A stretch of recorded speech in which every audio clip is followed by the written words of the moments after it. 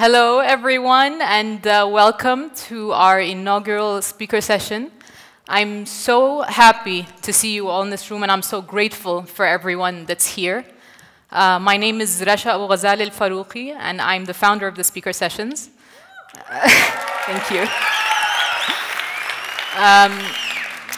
The reason I decided to start this platform was because I used to hear all these amazing speakers online and hear these messages and these stories, and they were able to verbalize things in a way that I only could think of in the peripherals of my brain and that I couldn't quite grasp.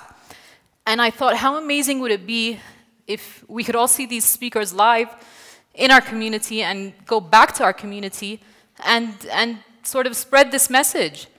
And my hope for the speaker sessions is that you leave here with a positive take back, whether it's that you're motivated or inspired or educated or just entertained. But I hope it's positive, and I hope that you'll take that back into your communities. The man that you've been waiting for. So with that, I'd like to introduce our speaker. He is the host of the Emmy-nominated National Geographic show Brain Games. He's the host of the amazing new show Origins, also on National Geographic. He has over 50 million views on YouTube with his Shots of Awe series.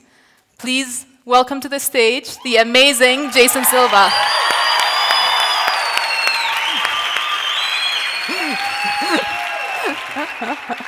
Good. Hello, what's going on? Jordan. Oh, guys, I'm so happy to be here. It's really a thrill to be here with all of you. I'm really honored. It's been an amazing couple days. Everybody's been so gracious. So thank you, Rasha, for organizing. It's truly, truly a treat to be here with you guys, sharing some of my passions. So I'm incredibly passionate about human creativity. I'm passionate about our capacity to imagine, to design, and to create. Human imagination is what drives me, and it's what I'm most passionate about. And this passion for creativity and for imagination has turned into a passion for technology. And the reason is because I believe that technology is the embodiment of human imagination. Technology is the literalization of human creativity in the world. Technology is how we turn our minds inside out. Technology is human thoughts and human dreams spilling out of our brains and into tangible form in the world. The cognitive philosophers David Chalmers and Andy Clark actually describe technology as a scaffolding of mind, a prosthetic extension of our mind that extends our thought, our reach, and our vision. And it has always been so. 100,000 years ago, when early humans first pick up a stick, right? They're in the savannas of Africa, they pick up a stick on the ground, and they use that stick to reach some fruit that's on a really high tree, right? We've been using our tools, our sticks, our tools, our technologies to extend our reach, to redefine our boundaries, to transcend our limits. And then those tools and technologies changed us. As the philosopher Marshall McLuhan used to say, first we build the tools, and then those tools build us. When human beings first started using stone tools, after a couple generations, our jaws physically shrank. We have a symbiotic relationship with technology. Our biology responds and evolves and transforms in response to our cultural and technological artifacts, right? So there is historical precedence for this. We are the tool-making animal. It is what we are. Now, today we live in the age of disruption. We live in the age of transformation. We live in the age where everything is changing so fast. Technology is transforming the world. Disruption and innovation has become the buzzword. Everybody wants to change the world, be an entrepreneur, embrace information technology. And sometimes it's a little overwhelming. It feels like the rug is being pulled from underneath our feet. And the reason for that is that back in the day, the world was still changing on the back of technology, but it was happening over many, many, many generations. So you were born and you died in a world that didn't change very much. Maybe your children were born into a different world, maybe your grandchildren, but within your own lifespan, you couldn't feel the change, and so you couldn't really respond to it with the kind of apprehension that people feel today in the face of this rapid technological transformation we're living through. And the reason that we've hit this critical threshold point where we're feeling the changes tangibly and viscerally within our lifespans is because of this peculiar quality of technological development, this peculiar quality known as exponential technological change. Now, the human mind evolved in a world that was linear and that was local, all right? When we had to make a calculation, it was how far away is that tiger in the savannah and how quickly is it going to get over here and eat me, right? That's a linear calculation. Our wiring about change over time is linear. Our intuition continues to be linear, but we don't live in a linear world. We now live in a world that is global and that is exponential.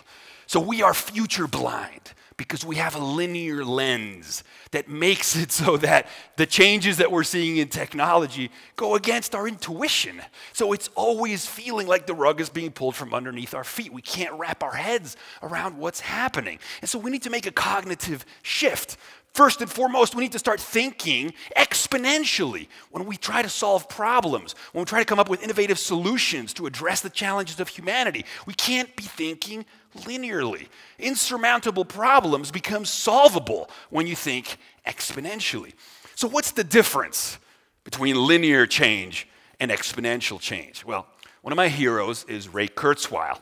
Ray Kurzweil is a prolific inventor, philosopher, thinker, head of engineering at Google, and the author of The Singularity is Near, When Humans Transcend Biology.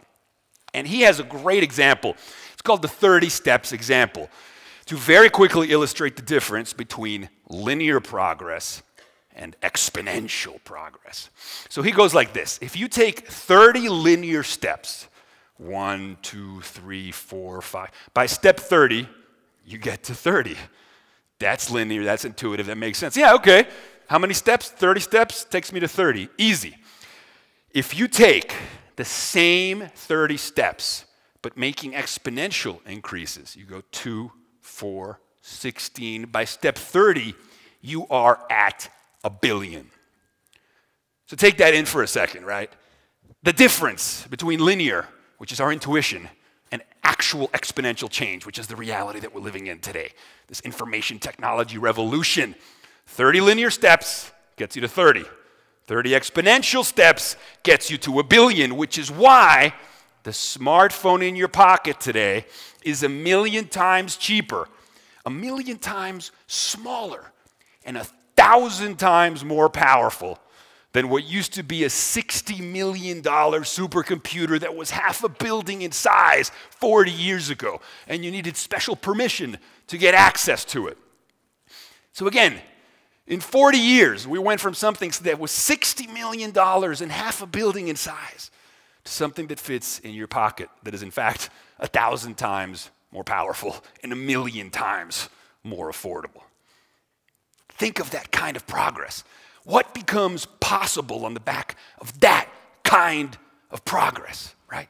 And it's not stopping. It continues to compound. In the next 25 years, this will shrink down to the size of a blood cell. It'll go in our bodies and brains, reverse engineering us from inside out. We're seeing the beginnings of neural links, of brain-to-computer interfaces. Elon Musk has just announced a new venture to pioneer this space. This is coming, again, exponentially. Today, a young kid in Africa, in rural Africa with a smartphone, a young kid in Jordan with a smartphone, has better communications technology than a head of state had 25 years ago. How does this change what becomes possible? When our youth have supercomputers in their pockets that are better communication tools than presidents and heads of state had 25 years ago. That is a democratization of access to information, of ability to transform and to impact society. This is the world that we're living in today. Bill Clinton had a Time magazine cover story called A Case for Optimism, in which he cited a United Nations study that found that the cell phone was probably the greatest invention in human history to pull people out of poverty. We're only seeing the beginning of what's going to be possible on the back of these exponential technologies. And already we live in a world that our ancestors could not have imagined. A world where each of you have something in your pocket that a billionaire couldn't afford 50 years ago because it didn't exist. Think about that for a second, especially when you get depressed from the doom and gloom that we see in the mediascape. We've never had such opportunity for impact and transformation to come together, right? So how to get this message out into the world has become one of the key challenges, right? We're all competing in the marketplace of ideas. We live in the age of memes. Information used to be exchanged through genetics. Now it's exchanged through memetics, right? And so you got to make content. We live in the age of ADD. In fact, if you don't have ADD today, you're not paying attention. So attention is the new limited resources. Attention is the new oil. And so it's where we're playing. So I started a series of videos a while back. You guys might have seen some of them, Shots of Awe. I used to call them, yeah, thank you guys. A passion project for me. I first used to call them shots of philosophical espresso. Like you take a shot, whoa, gets you out of your head. But again, the key idea was, can you do something impactful in 2-3 minutes? You know, people tend to share two things the most on the internet. That which scares them and that which gives them awe, okay? And so I thought, I want to go for the latter. And so I'll walk you through some more of these ideas as I showcase some of these videos. So the first video I want to show you is about the human capacity to transcend our boundaries, the human capacity to redefine our adjacent possible, which Stephen Johnson describes as a shadow future that hovers over the present, a map of all the ways in which the present can reinvent itself. So this first video is called To Be Human is to Be Transhuman. Let's show the first video, please. So there's a great line by Shakespeare in which he says, "We know what we are, we know not what we may be." And in the age of accelerating technologies in which we extend the cognitive reach of our minds, the perimeters of our humanness with these extensions of self, these exoskeletons, these technological scaffoldings, you know, the wings of our aircrafts and the signals traveling through our smartphones, sending our thoughts electrified at the speed of light across oceans of sky. We redefine and extend what it means to be human. Edward O. Wilson says, we have actually decommissioned natural selection, and now we must look deep within ourselves and decide what we wish to become. We are now the chief agents of evolution. We have reversed engineered the software of biology and are about to rewire and upgrade and redefine what it is to be a Homo sapien. Juan Enriquez uses the term Homo evolutus, the being that evolves itself, that transforms itself, right? Ray Kurzweil, we didn't stay in the caves. We haven't stayed on the planet. Biology, just another membrane to be transcended. You know, Marvin Minsky used to say, will robots inherit the earth? Yes, they will, but they will be our children. You know, I love this idea because we hear the term transhumanism, and what it means to be human is to be transhuman. We are the species that transforms and transcends. We never stopped. We always did. It's what we are.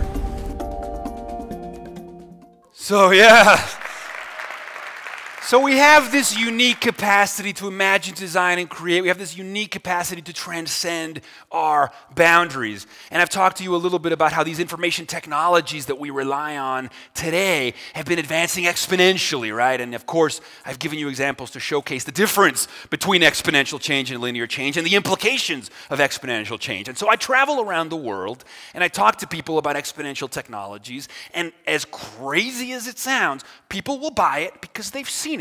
They're like, okay, I get this exponential stuff, Moore's law. I've seen it, the computer shrink down to the smartphone. Fair enough. But what about the world of flesh and concrete? Because that's the world we dwell in today. We have bodies and we have buildings, and that doesn't change exponentially, right? Well, it turns out both flesh and concrete are becoming information technologies now.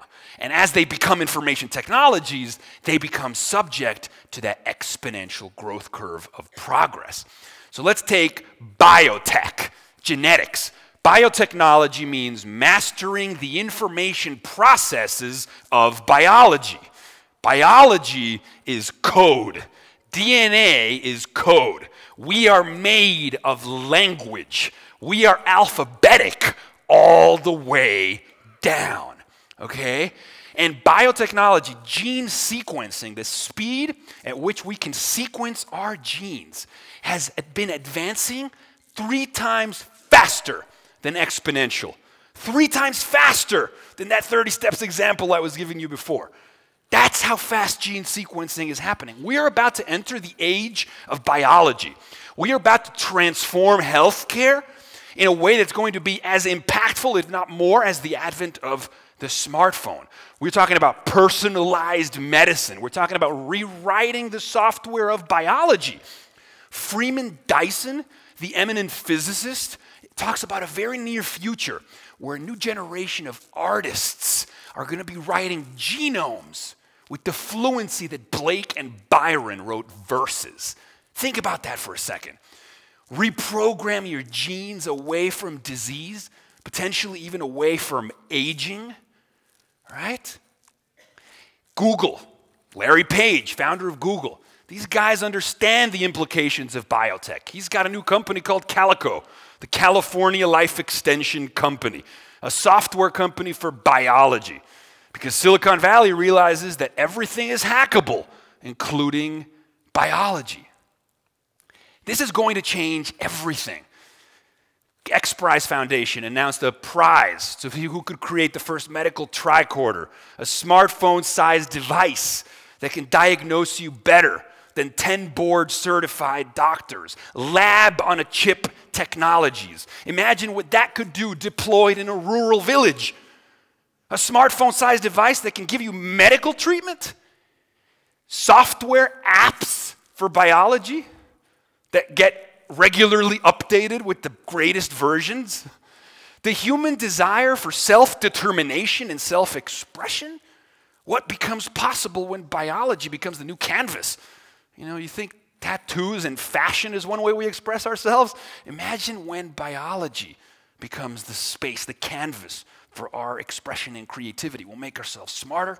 We'll make ourselves more creative. We'll overcome problems. We'll transcend limits. We'll continue to do what we've always done. What new forms of human creativity might emerge with the canvas of biology? The next trillion-dollar businesses will be biotechnology companies. I have a friend called Brian Johnson. He was the founder of a startup that he sold for $800 million. It was electronic payments. You know where he's putting his couple $100 million in? Brain-machine interfaces and biotech. He understands this is the next space for transformation. So that's flesh.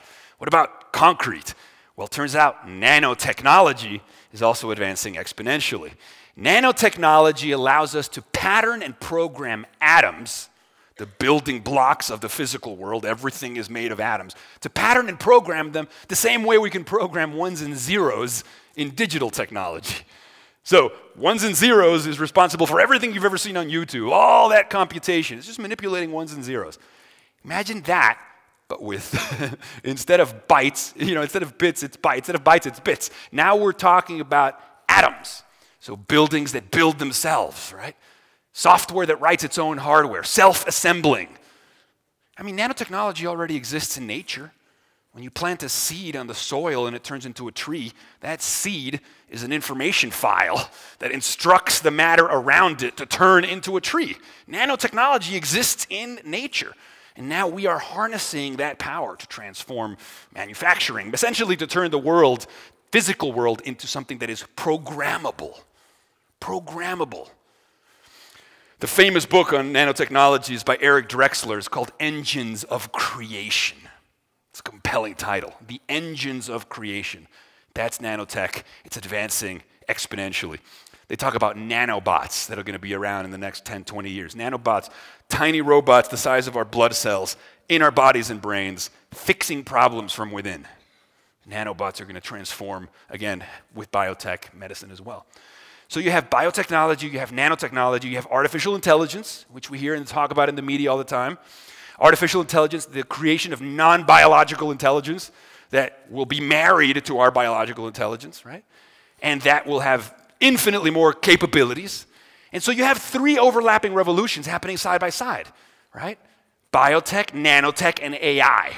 And the three overlapping as they advance exponentially are leading us towards what Silicon Valley mystique calls the singularity, the rapture of the nerds.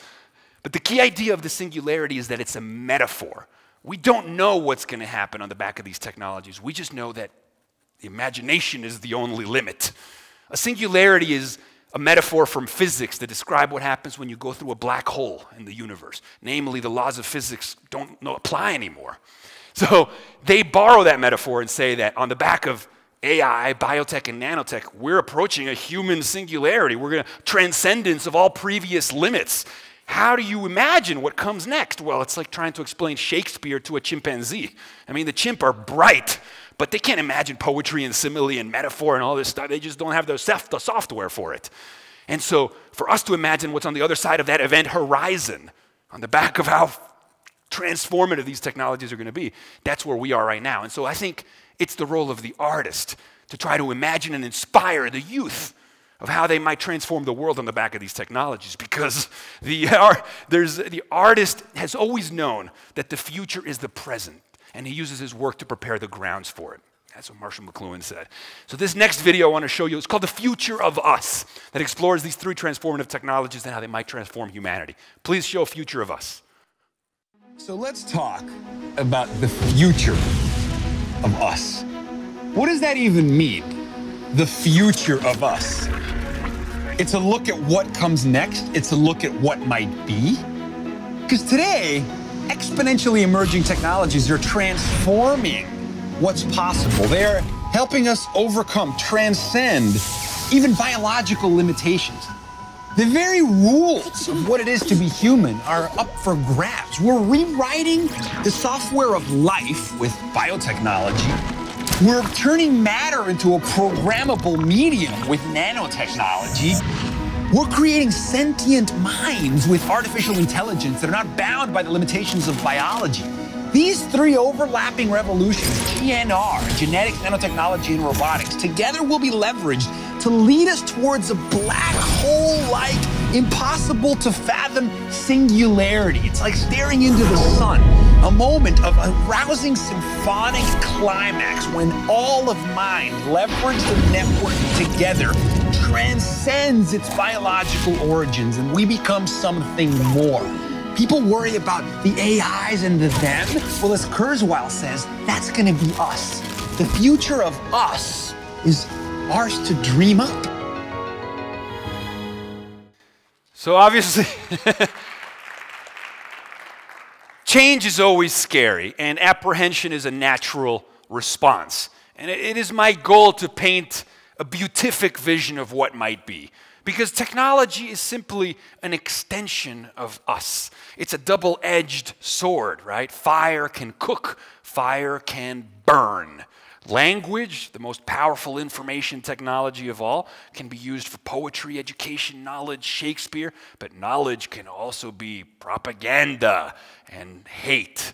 It's all about how you use these tools, and it will be about how we use these tools. So I've had the privilege to travel and give this kinds of lectures at organizations like Google and Microsoft and Cisco and Oracle. And, they've already drank the Kool-Aid. They know that, or they hope that tech will save the world. But I've also had other audience responses where people say, are we tinkering with the natural order? Is this maybe somehow fundamentally unnatural? Which is a valid concern, because somehow our intuition feels like, are we playing with fire? Is this too Promethean? Are we flying too close to the sun? Are we going to get burned? And of course, we've seen the unintended consequences of certain technologies. Obviously, climate change is a problem, but the solution, I believe, is better technologies, not a turn away from technology. And I would actually echo the ideas of Kevin Kelly, the founder of Wired magazine, who says that technology is our second skin. Not just our cognitive scaffolding, but literally, he calls it the seventh kingdom of life. He calls it the technium. And he says technology is like an organism, subject to the same evolutionary forces and directionality as evolution, a move towards complexity, more creativity, more organization, more sublime tools at our disposal. He says technology is practically alive. He also says, how could something be unnatural if it's allowed by the laws of physics? Right? We are from nature. We emerged out of the natural order, and technology is a spillover of the human mind, which means it is just as natural as we are. And so, increasingly, we have started to find that the more advanced our quote-unquote human-made systems are, the more they're starting to mirror in their patterns natural systems found in nature. So this duality between the man-made or the human-made and the natural is starting to get erased. We're starting to realize there is no duality because there's all these recurring patterns that are showing up, that's showing that the stuff that we're making is mimicking what's already found out there in the world. Again, blurring this distinction between the natural and the man-made or the human-made.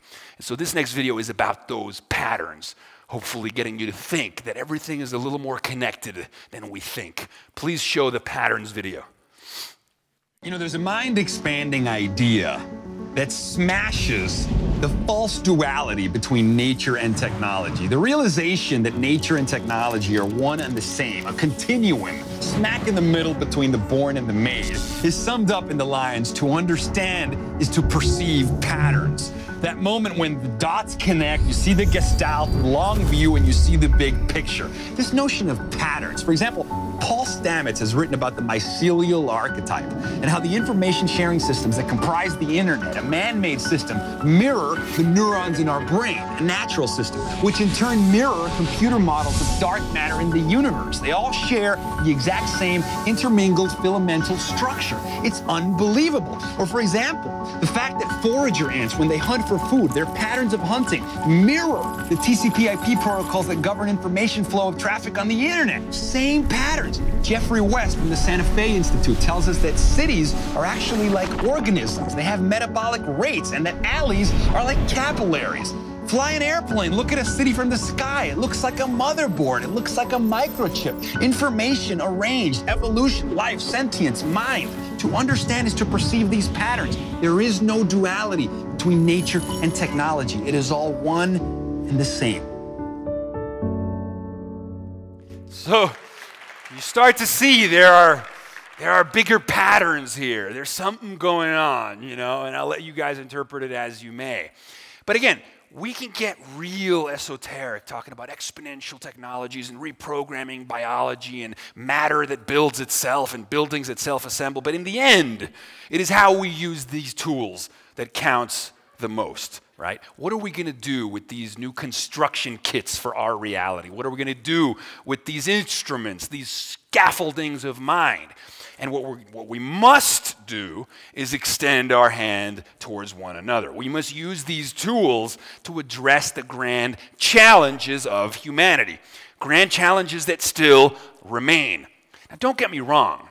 The world has been getting better, right? We have seen incredible improvement. Hundreds of millions of people have been pulled out of poverty. Violence on a global scale has actually been reduced in spite of the fact that there continues to be horrors around the world, but we've become less violent overall as a species. Steven Pinker, in his TED Talk, The Myth of Violence, talks about the fact that globally, the chances of a human dying at the hands of another human, while they still exist, are the lowest than they've ever been in all of human history, which is something you wouldn't think of, right? Because obviously there's still horrors in the world. But on a global scale, we have made remarkable progress. But we must do more. We must continue to do more. And so the first thing is changing mindsets from what am I going to do to what can and will I do. And so everybody nowadays on the back of exponentials is like, I want to be an entrepreneur, right? I want to become the next Mark Zuckerberg. I want to start a company, an app, an algorithm, and become a billionaire, right? Which is a cool ambition, but not nearly impactful enough. So we decided to make a video, or rather a campaign, echoing some of the ideas of Singularity University, to redefine the term billionaire. That today, a billionaire is not somebody who makes $1 billion necessarily, but a billionaire is somebody who positively touches 1 billion people. And granted, you probably will make $1 billion if you touch 1 billion people in a positive way. But the point being that in terms of social impact, why not be that ambitious? Why not lay claim to the possibility that each of you can come up with an idea that can touch 1 billion souls in a positive way? It's probably the most important message to come out of the incredible power of these transformative technologies, is the ways in which they enrich and augment and amplify the potential of each and every one of you. So it's not time to be doom and gloom, right? There's a lot of problems in the world, but we need to try to fix them rather than cower in despair, even though sometimes that's what it feels like when you watch the news. So my encouragement to you with this next video is to believe that we can impact the world in a positive way, and we can do it on a scale that could actually address the challenges of the entire spaceship Earth, as Bucky Fuller used to call it. So let's show the next video, Captains of Spaceship Earth. Shot on a smartphone, by the way. We live in a world of exponential technological advancement. What this literally means is that we have new construction kits for our reality, new tools with which to probe at the adjacent possible.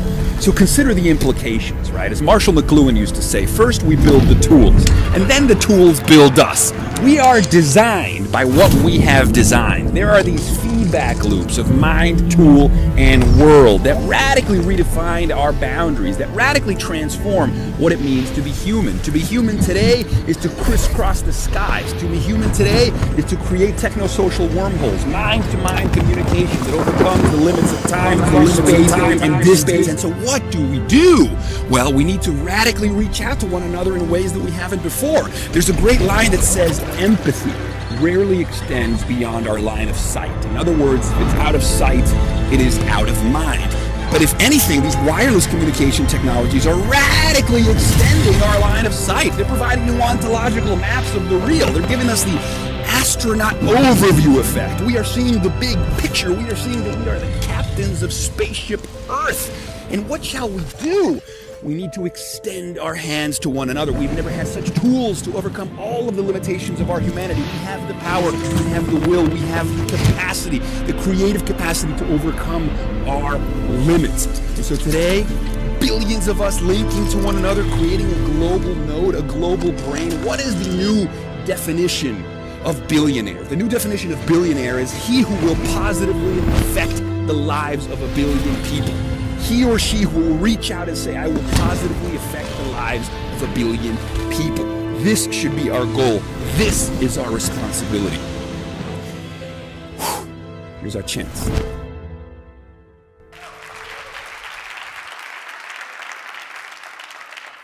I was incredibly inspired by this notion and this concept of redefining billionaire. I thought it was like a perfect message to put out there. And in fact, we shot it with a smartphone because we wanted to show that if we made a video that reached 1 billion people with a tool you have in your pocket, that was sort of literalizing the example we were talking about. It didn't reach 1 billion people yet, but it reached a couple million, so we're on our way. Now, I call these videos shots of awe. And people ask me, what is it about awe? Why awe? Well, it turns out that awe, according to some research out of Stanford University and Berkeley University, has found that experiences of awe have all kinds of cognitive benefits, okay? So what is awe?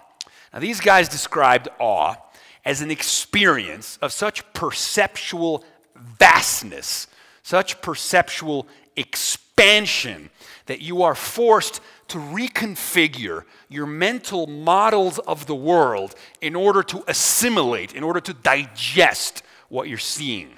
So, for example, okay, the first time you go swimming in the Dead Sea, for me, or the first time you saw the Hubble Space Telescope's deep field images of the universe. I mean, mainlining space and time through the optic nerve. I mean, that's an ontological awakening. That's a forceful reckoning with the infinite. You know, the philosopher Tolstoy says man needs to find a way to bridge the finite with the infinite. I can think of no better way than to gape at the universe. And it turns out these experiences of awe, these exhilarating neurostorms of intense intellectual pleasure, okay, perhaps even like a spiritual experience, experiences of awe, after they pass, they leave you with lasting cognitive benefits, such as increased feelings of creativity, increased feelings of well-being, increased feelings of compassion and empathy for the other. So it's almost like these experiences crack us open and let some light in. And I thought, wow, Timothy Leary was right. In order to use your head, you've got to go out of your mind once in a while. And so I call these videos shots of awe because they are precisely designed to induce an experience of awe in the viewer. I want to give you information, sure, okay? Facts are important, okay, especially in the age of fake news, as we see on CNN. But a list of facts only would make the phone book the world's most interesting book. Werner Herzog says, facts are important, but they don't necessarily illuminate. You need storytelling for that. You need passion. You need awe, all right? A little taste of the metaphysical. And so this next video is about this experience of awe, what it's all about, and why I hope all of you guys are feeling some of that tonight. So let's show the next video on awe.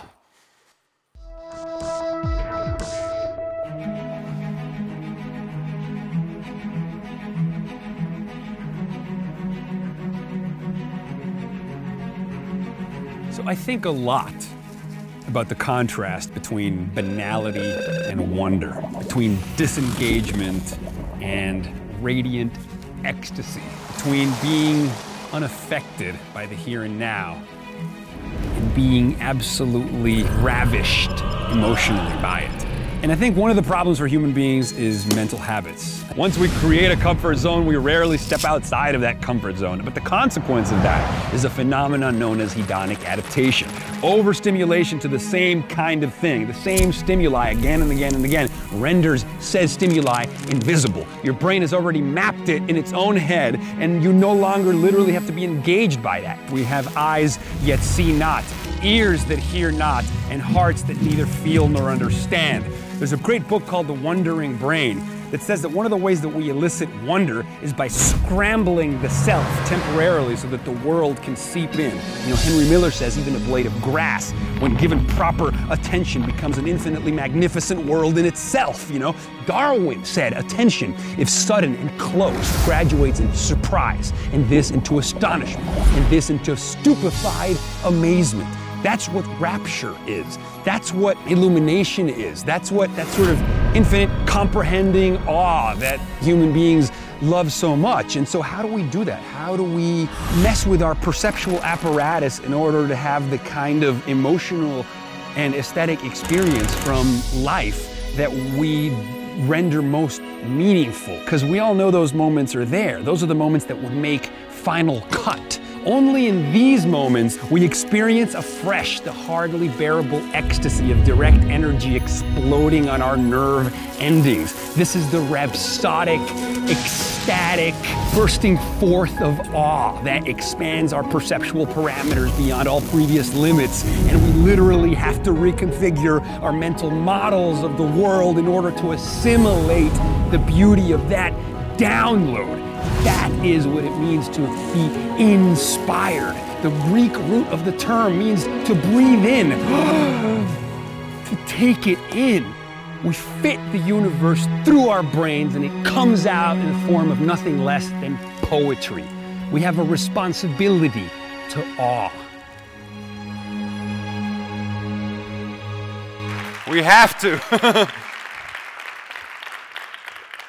You know, these videos for me started off purely as a passion project. The first couple of videos were entirely self-funded, out of my pocket, working very intimately with my close friends, who was DP and editors. And the inspiration for them was that there are these brief moments, they're known as epiphanies, you know, these temporary moments of grace and inspiration and rapture and rhapsody.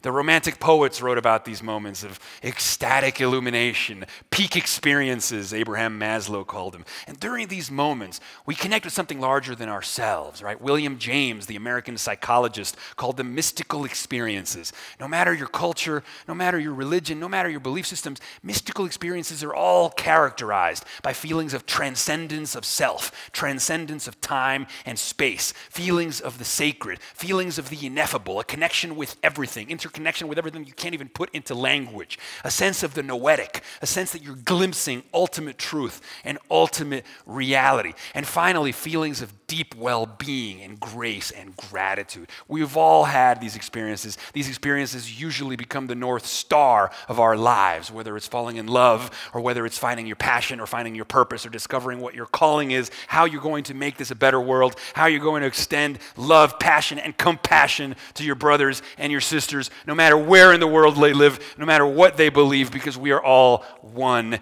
people. It's one planet. You know, one of my favorite things is what happens to astronauts when they go into orbit. There's this condition called the astronaut overview effect. Okay, it's been studied by psychologists, it's been studied by neurologists.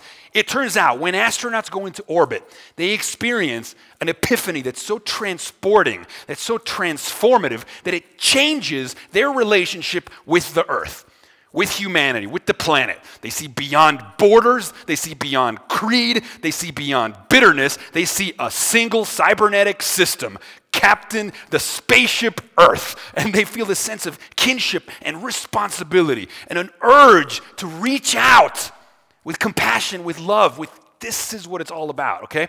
And so I want to leave you with one more video, which is going to give you the fuel to the fire for all of you to go out there and make this a better world, starting in your community and reaching across the planet. And that's identify your passion, right? Because that's the fire in the belly that's going to fuel you even when everybody says, don't do it, you can't, okay? And my friend Stephen Kotler from the Flow Genome Project says there's a simple formula for finding your passion, that elusive of flames. Turns out there is a formula, and it's very simple. And it's an exercise all of you can do.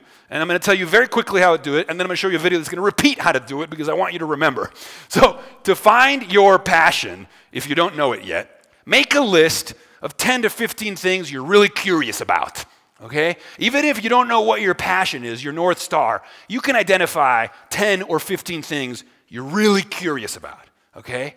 Once you've done that, find where they overlap. Find where 2 or 3 or 4 of those things you're curious about overlap, like a Venn diagram, you know, when they spill over into each other. And he says, look there. Because when multiple curiosities overlap, it means that there's neurobiology and neuroactivity associated with those overlaps, right? Multiple curiosities intersecting means you're getting a hit of dopamine, okay? You're getting stimulation from that. So chase that, and that's where your passion lies. And then how do you turn that into a purpose? Well, you take that passion, right? Those multiple curiosities overlapping, you figure out what your passion is, then you find some need in the world that you can serve with your passion. Once you've identified that need in the world that you can serve with your passion, that turns your passion into a purpose. Now you know what your life is all about. And so I want to leave you with that message, and that's this video, is how to find your passion. And then we're going to have a great conversation. So thank you, guys. Let's show the last video, please.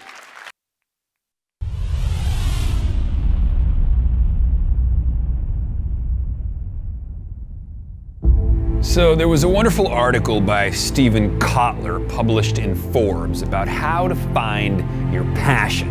It's a question we ask ourselves every single day. We've all been told that a life of passion is a life that means something. But how do we identify our passions? It's not always easy. So one of the things that Stephen Kotler breaks down is that he says that passion essentially exists in the intersection between multiple things that you're curious about. So he says the first thing you should do if you want to identify your passion is to make a list of all the things that you're curious about, all the things that you wonder about. Be as specific as you can. And then create kind of a Venn diagram and try to figure out where the things that you're curious about, 3 or more, intersect. And that's the sweet spot. That's where there is energy, that's where there is dopamine and neurobiology. Multiple streams of curiosity intersect at a space called passion, right? And then once you've identified your passion, then you can figure out how to turn that passion into a purpose. To turn that passion into a purpose, make a list of 15 things in the world, 15 challenges you'd like to see solved. And then figure out which one of those challenges can be served by your passion.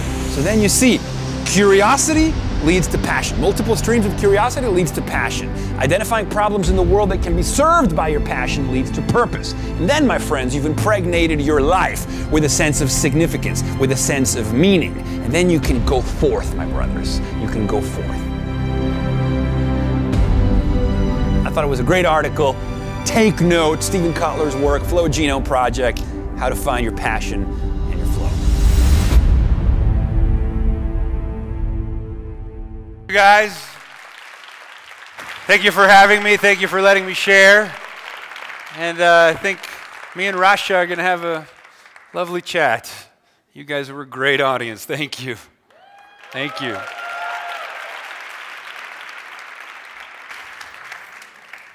I hope you all enjoyed that as much as I did. That was awesome. Great. So for this portion of the which is the Q&A, unfortunately, the only way we can do it is by randomly selecting anyone who'd like to ask Jason a question. I hope we can stay on topic and that we can continue sort of what we've been listening to for the past 45 minutes. I'd like to start off, if that's okay, please, with a question of my own, and then we can a raise of hands of who would like to ask a question, and we'll pick at random. So my question is, you were talking about all the pluses about technology and the positive things and the amazing things that are going to happen. Yeah. A worry of mine, and more than mine, my mother's, because she's always telling us to get off our phones and talk to each other, is that traditional means of communication, language, eye contact, humanity, what's going to happen to that when all of a sudden we can sort of communicate by just chips that are sending signals to one another? Sure, that's a legitimate concern, you know, that everybody being on their smartphone at the expense of maybe more meaningful face-to-face interaction. I mean, look, there's no doubt that face-to-face interaction is a more high-fidelity form of mediation between minds because it's full sensory. You can feel the person, you can see the verbal cues, you can smell the person. I mean, their arms, their body language. It's a more high-resolution interface, no doubt. The problem is it requires the person to physically be there, right? And before information technologies, you were limited to whoever happened to be around. Now, if you were lucky, all the people that were around were really stimulating to you and really inspiring to you and really nourishing to your spirit, but not everybody's so lucky, right? And so I think some of the conveniences of wireless information technologies is that they free us from the limitations of time and space. They collapse geography. The cyborg anthropologist Amber Case calls a FaceTime conversation a techno-social wormhole. Literally, like a fold in space and time, so two minds can interface across oceans and continents. Now, that's a convenient. The minus part is that it comes at a cost of resolution because it's either text or just voice, or maybe if you're lucky, FaceTime. But, okay, it's a trade-off, and I'm not saying one should substitute the other. I think it's a matter of balance, and I think if you can have in-person conversations that are meaningful regularly, you should. But I also think you shouldn't turn away the opportunity to connect with somebody across the world that shares a similar obscure passion that you have, and that we shouldn't dismiss the conveniences of collapsing geography. Now, taking a step further, I think virtual reality or augmented reality the full blossoming of that will finally free us of the trade-off between fidelity and geography. Because when we have fully immersive virtual reality, like indistinguishable from Which this. is very soon, I think. I mean, I think we're seeing the beginnings of it, but again, remember exponentials, okay? Eventually, I could be in Tokyo, you could be in Amman or London, and we could all meet in a physical environment that looks like the most gorgeous beach in the world, if we want to. Like, we will be able to have high resolution, fully embodied cognitive exchanges that mimic or even improve upon in-person reality. We will have that opportunity. And of course, some people will say, oh, it's not natural, but what you have to remember is that even face-to-face interaction is still an accident of perception. It's still limited by the way the brain processes information. You're still coloring reality by culture, by language informs reality, context informs reality, the clothing we wear informs reality. When people put on a uniform, they treat the world differently, and they interpret events in the world differently. So the idea of an unmediated, natural encounter with people is a myth, because all encounters are mediated by context, by setting, by culture. All these things already color your world. We talked about that on Brain Games. So whether you're having in-person or virtual or eventually deeply immersive virtual reality, my hope is that it will lead to deeper intersubjective exchanges, a deeper opportunity to know the insides of each other's minds. Now, to take it to the next level, Terence McKenna, the philosopher, says that full virtual reality will increase intimacy between human beings in ways we cannot even imagine. Because today, if I want to open up to you, I write you a love letter, or I invite you to my room, right? It's really intimate. My posters are on the wall, my books, my memories, my photos. But my room is still rudimentary compared to what's in here, right? Full virtual reality might actually allow and to invite you into the universe inside my head, the universe inside my mind. And imagine what kind of dreamscapes will be possible for mind to soul union when we can visit each other's minds. And this will happen. If we can conceive it, we can achieve it. So imagine that. Good answer.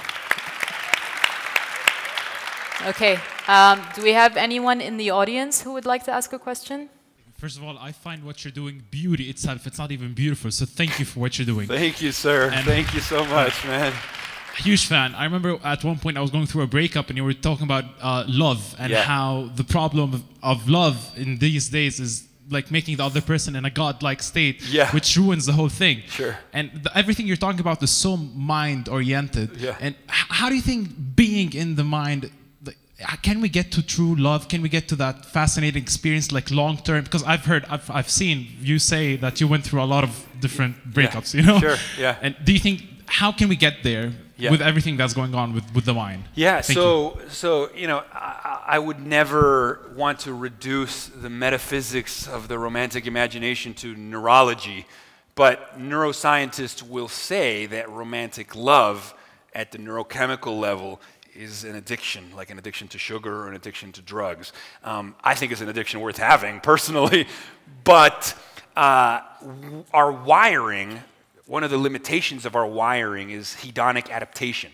Hedonic adaptation simply means that what gives you pleasure in small doses over enough large doses will cease giving you pleasure. It's like when you've watched the same movie or listened to the song 1,000 times, it doesn't do what it used to do to you anymore. And one of the tragedies of romantic relationships for some people is they experience this hedonic adaptation and they start to take the person for granted. And that's a major existential bummer because you know you love this person, right? You're with them and you remember how elated they make you feel and they're there and maybe you still love them intellectually, but maybe you don't feel that rush of norepinephrine and dopamine and all these chemicals of love. One of the hacks that I had as a kid, or I mean, I still do it sometimes, when I was in love, I do a lot of videotaping. I take pictures and document make videos of my girlfriend, like a lot of videos. And then what I do is, you know how when you break up with somebody, then you start looking at all the old photographs and you get all sad and you're like, why didn't I appreciate her when I was still with her? So I would do that while I was still with the person. Spend the whole day, make a bunch of videos, good night, sweetheart, and then I go home and look at the pictures and pretend I trick myself into mourning for this person in order to appreciate them like it was new again, and then the next morning I'd be so happy they were still in my life. So I practiced their absence to appreciate them. It was my hack. And again, this all comes from just an unwillingness to surrender to, oh, you can't control it, or this is how it is, or this is just natural. Like, I didn't sign up for these terms. If I want to be in an elated state of love forever with somebody, what is the hack? What is the creative solution that will overcome this limitation? Now, there's a philosopher called David Pierce. He wrote an essay on the internet called The Hedonistic Imperative, okay? Talk about hedonic adaptation. And his idea is that he thinks it's moral for human beings to employ technologies, right, whether it's biotech and nanotech, to reverse engineer consciousness, to eliminate human suffering from the equation. That's not to say that we won't still want to have aesthetic suffering. Like, sometimes a sad song is cool and a sad movie is good. But like actual morbid suffering, right? Like the kind of anxiety and clinical depression that exists at epidemic levels today, that we have a moral imperative to fix that. But what he also says is it's not just about fixing the sick, but about making well people better. So how cool would it be if we could fix our hedonic limitations so that even if we feel like we're doing all right, we could crank ourselves up to be like super joyous and blissful beings, you know? Now, there's going to be all kinds of questions about that. It starts to sound a little bit like the book Brave New World, you know? But still, I would like to see a world where people are able to tap into states of grace and bliss. My friends Stephen Kotler and Jamie Wheel have written a new book called Stealing Fire, about the Promethean legend of stealing fire. And the idea behind the book is that there's $4 trillion that are spent every year to get out of our heads, to hack how we feel, whether it's by watching sports matches or going partying with friends or travel or falling in love or watching movies, experiences that make us feel elated, you know, whether it's love or all these other experiences. People spend $4 trillion to get into these blissful states. And so the book documents this hidden revolution that he calls a knobs and levers approach to perception, where human beings are learning to master the contents of their brain. He calls it stewardship of internal life. You know, meditators do it. Yogis do it. I mean, there's all kinds of systems that exist to take control of the monkey mind, you know, of the inner critic, and to tap into these states of grace. And I would like to see that become even more mainstream, because I think grace and bliss and gratitude are fundamental human rights. I think we all should have the right to experience these states of empathy and bliss and compassion that enlarge our spirit. And I just want everybody to have that, you know? Thank you. And then there. Do we have ushers? Hi, my name is Faisal Hakim. I'm a founder and CMO of a company called Audiogram. Cool. We work with technology, so everything that you talk about relates to me as far as passion and technology. Awesome. There's a video of you online Yeah. where you're talking to a baby. Yeah. And you're saying all of this kind of stuff that you're talking Yeah. about here. Of course, that baby doesn't understand a word that you were saying. Right. But I want to know your opinion about the transfer of energy Yeah. from you to that baby, Yeah. and how that could impact him 10 or 15 years Yeah. later in their life. Yeah. So that video, believe it or not, has gotten over 80 million views and has been featured in every publication from Time magazine to Huffington Post to newspapers in Hungary and around the world. It has, you know, I've done a lot of videos. I've worked with National Geographic. They have big marketing budgets. Like, nothing we've ever done has gotten, you know, the claim to fame is the baby video. Funny backstory, that baby is the daughter of my friend Russ Yusupov, who is the co-founder of Vine. You guys remember Vine? The little 6-second viral videos, yeah, 6 second. So he's a friend of mine. I know him from New York. We were hanging out at his house, and his wife came out to the terrace with his daughter. And, you know, her name is Flora. And he was like, hey, you know, you want to hold her, Jason? And I was like, sure. You know, we're hanging out. We're laughing, you know. And, you know, for whatever reason, I must have been in a highly receptive and open state. He put the baby in my hands. Yeah. And and the baby felt like it was like staring into my soul, okay? Like I was just like, for some reason, I just felt like it was staring at, so all I did was respond to what I was getting from her stare. So when you talk about energy, maybe for whatever, if I was in a highly present state, right? Like Henry Miller was saying in one of the videos, like even a blade of grass If you're highly present, if you give it your full attention, it's a universe. Anything through a microscope is a cosmos, okay? So the baby's eyeball was a cosmos, and I was simply responding to what I was getting from her. Now, she was a very present baby. She was highly engaged, and it was her engagement, I think, that surprised and delighted me. And so I just started talking to her, and my friend took his iPhone out and filmed it from the side. And that's how it happened. And then that afternoon, we put it on Facebook for fun, and dude, it was getting 100,000 views a minute. It was insane. Yeah. I think yep. First of all, thank you so much for the amazing speech. And so I want to ask you about the technology part. So I know technology and development, it's very good, but recently I read an article about how technology is taking away people's job and it increases unemployment. Yeah. And I just wanted to ask you about your opinion. Yeah, for sure. I mean, look, there's going to be bumps in the road. One example I read about recently, just to give you perspective over long view of time, I think it was like 100 years ago, 80% of the jobs in America were farm-related jobs. Today, they're less than 1% of the jobs in America, but of course the yield is probably 1,000% more. But the point is, that was a severe disruption, right? 80% of the population lost their job. The difference, of course, maybe is that it didn't happen within their lifetimes. Maybe it happened like 1 or 2 or several generations. The reason it's more pressing nowadays is because of those exponentials. It's happening within your life. You know, it's like you grow up, you went to medical school, and then they're like a robot's going to perform the surgery instead of you. You know, like the disruption is happening within our lifespans, and so I think governments, I think companies need to get together and figure out, okay, so these are systemic disruptions that are fundamentally altering the structure of society within the lifespan of a generation. That's not going to go quietly into the night, you know?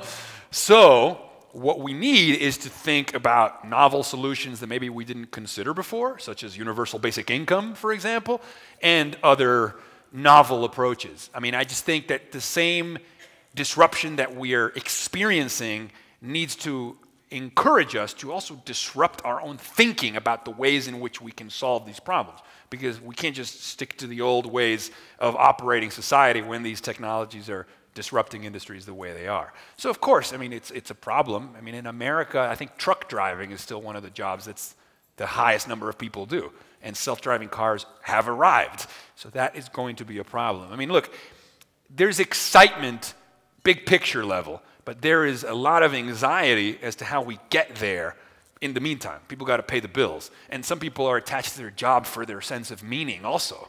You know, how do people fill their time when they don't have to work? Douglas Rushkoff, the futurist, wrote this article on CNN when he was like, who wants a job? I mean, people want a passion and a purpose. People want a vocation. But who wants a job? I mean, the old industrial model, right? Just be a cog in the machine in the factory farm. Like, who really wants that? I mean, every human wants to flourish, wants to lend their life to something that they're passionate about. So, you know, we don't want people to be unemployed and not be able to pay the bills, but maybe the idea of the job they didn't like to begin with to be replaced might be kind of cool, as long as we can provide cushions and address people's needs during this transition to this kind of post-job world, perhaps. I also think all kinds of new jobs are going to emerge, but of course, you know, it's hard for this generation. The next one won't care because they'll just be born into that world. So, you know, a lot to think about, for sure. Okay, we'll do one more. Oh wow. I'm talking to Jason Silva. What's up, bro?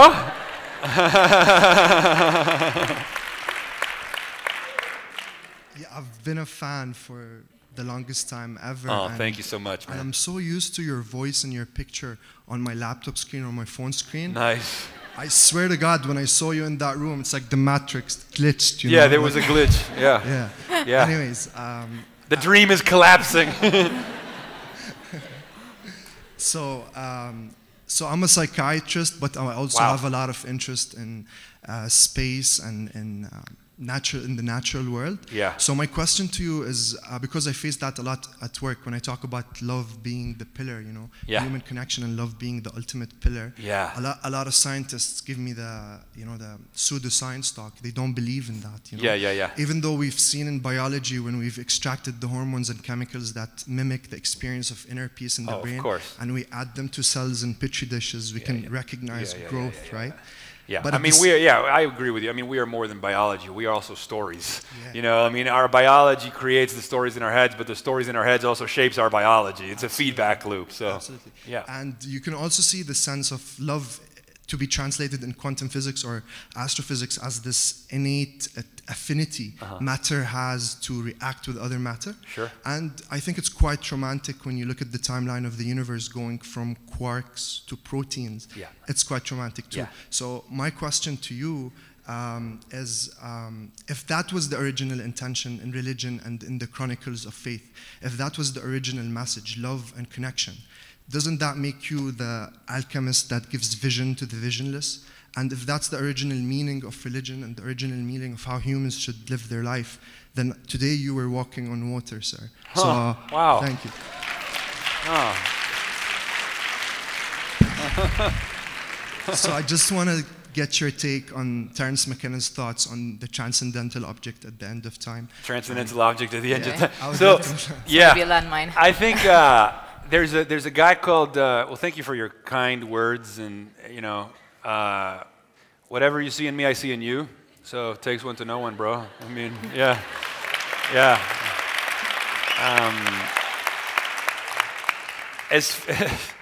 As far as the transcendental object, well, first to respond to the power of love, there's a guy called Rich Doyle. He's a professor of rhetoric. He calls it the power of language at University of Pennsylvania. He wrote a book called Darwin's Pharmacy, Sex, Plants, and the Evolution of the Noosphere, which of course is what rises above the biosphere, is the kingdom of ideas and memes that cloaks the planet in information. He says that words inform reality. And for those that think that words don't cause physical changes in physical systems, think of how much energy is required to say the word, I love you. It's a certain amount of energy, right? But the amount of energy that I require to say the word, I love you, is much less than the amount of energy that it could impact the person that receives that word, right?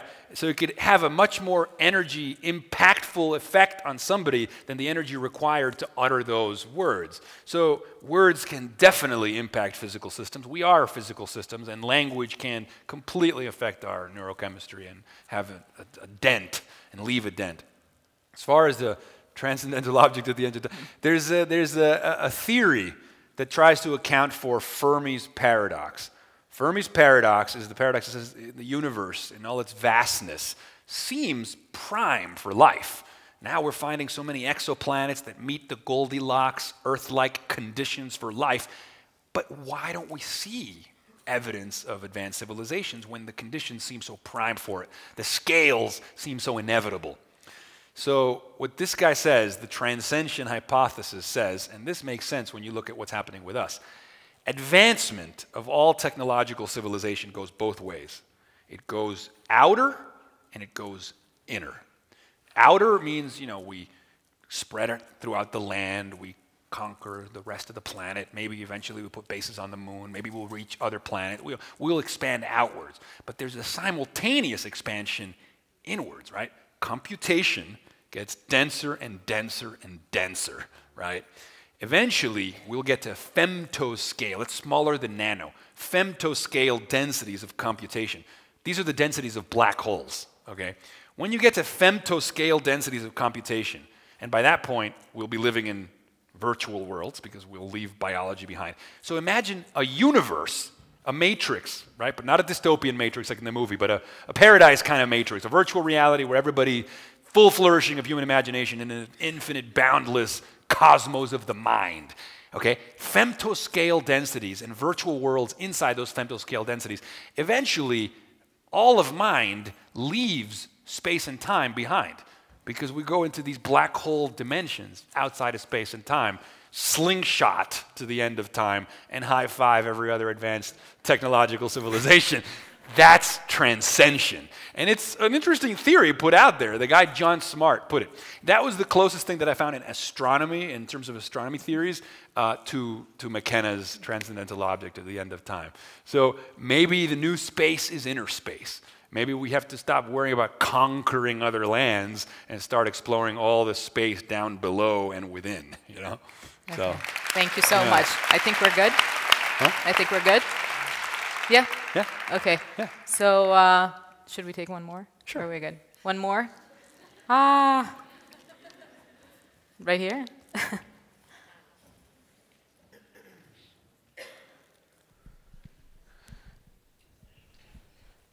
Hi. Hi. If you read a lot of spiritual books, Yeah. They say that if you practice a lot of spiritual practices, Yeah. that eventually you become the master of your mind, and then you can everything that you've talked about will become possible without the use of technology. So, what do you say about that? I would say that techniques of the mind are a technology too. I think the human brain is a piece of technology. I think the neocortex is a technology. I think language and mantras and sayings that we tell to ourselves are technologies. Obviously, you know, as I was saying about language, I think the Earth is an organic technology. It's a cybernetic system that works very similarly to the way the internet. It's information exchange. You know, Dawkins says if you want to understand life, do not think of throbbing gels and oozing liquids. Think about information technology, words, instructions. So I would argue that the wall that we have, that we somehow end at the edge of our skin tissues, and that if it's outside of us, it's somehow unnatural or technological. I would say that's a false distinction, is the philosophy the interpretation that I would abide by. Again, in interpretation, cognitive philosophers, David Chalmers and Andy Clark, in their book Natural Born Cyborgs, call that the skin bag bias. So it's a cognitive bias that we have that means that, you know, if at the edge of our skin that we end. But they say that's not true. You know, part of our thinking occurs beyond the brain and body, right? Part of our thinking, you know, when I move my hands, it informs my thinking. When I write things down and read what I wrote, part of my thinking is now on the page. They say the mind is actually distributed between brains, tools, and environments. Our thoughts shape our spaces return the favor. So it's all one. So I think it's a question that we don't have to necessarily ask, in my opinion. But I respect your opinion, of course. Thank you. Yeah. I think one more. Last one. Here, this young lady. Hi. How are you? Good. How are you? How's your trip? So far, so good. Awesome. This is the best part. Yeah? Good. My name is Hiba, right? Hi. Hi. Everybody's looking at me. Look at him, not me. Right. So I want to become a politician / a diplomat, right? Cool. And so, you know, you may think this is crazy, but I also do want to change the world in a positive way. Good. So back at Harvard, I was, you know, telling a friend of mine my passions and what I want to do, and I'm really. Did you say Harvard? No, it was an event. Oh. I went to represent Jordan there. Yes, Harvard in Boston. So I was telling a friend of mine about, like, you know, I want to put my interests into politics and diplomacy, and I want to try to benefit my society and the world as well. So he was like, you have to be corrupted to get to that point. To have power, you have to be corrupted. I hope we don't have any politicians in the room. Sorry. So, I understand the idiom that right. power can corrupt. I And understand then- the idiom. and It then- can. And I'm looking at a lot of leaders today in the world, and some of them are fueled by hatred, by greed, by making us hate each other, by making us think that, hey, I'm from this country, I'm better than you. Yeah. And it's working so far so great for them. Yeah. right? There's a book called The Denial of Death, written by a psychologist called Ernest Becker. And there's a theory that came out of that book called terror management theory, that says that fear of death can inform our behavior in socially acceptable ways and in socially destructive ways. And the us versus them that emerges so much, that tribalism or hyper-nationalism, like what we're seeing in America, for example, that fear of the other, it actually comes from a psychological fear of mortality. And so politicians that feed that fear, whether they're aware of it or not, are exploiting a problem that human beings have. Like they're exploiting a weakness that we have. Fear sometimes results in us becoming bullies, you know, and then we attach ourselves to systems of dominating the other because it makes us feel temporarily immortal. So just as a side note, it's a very interesting book into the psychology of the human condition that would make you understand the formula used by certainly politicians in the US right now to excite their base into that hatred fervor that they foam at the mouth practically, you know, that because they feel enlarged by bullying the other, and it's a horrible thing. So did someone write the name of the book? Denial of Death by Ernest Becker. Right. So after I thought about it, I'm like, it's kind of true. In order for you to reach to the top of the pyramid, you do have to be a bit corrupted. And I do not want that at all. Yeah. Like, so I was telling also my dad, he was like, I guess you have to find a different passion. I'm like, no, I'm not going to do that. So how do I get to where I want? Yeah. Instead of like, and how with about my disrupting politics? You think so? Disrupt it. I How? think, well, information technologies, you know, maybe it's through an app that changes the nature of voter participation. I mean, I don't understand why people can't thumbprint ID on their phone to vote on issues or vote for their politician. I mean, I just, you know, to disrupt, I mean, just disrupt the industry. Politics is just another industry. Like maybe it needs to be disrupted. Maybe it needs a new generation of thinkers and doers that want to rebuild the system from the ground up. How do we create that when Thank the you. majority are corrupt? I think we're good. Thank you. Thanks a lot. Yeah. Thank you. Thank you all for coming. I wish we could stay here all night. I wish we could take all your answers, but thank you Jason guys. You is guys on are a time beautiful limit. people. I love you. Thank you. Thank you. Thank you. I just, if you'd stay in touch. Like stay in touch on Facebook. Stay in you know, touch. like Send your Facebook, questions. Twitter, my page. Like, and if you'd like to keep up with what we're doing, you can follow us on Instagram at the Speaker Sessions. We'll be bringing more, hopefully, amazing speakers for you to see. You can follow us on Facebook. Thank you to our sponsors. Thank you so much for helping us make this a reality. We appreciate it very much. Thank you. Oh, cool.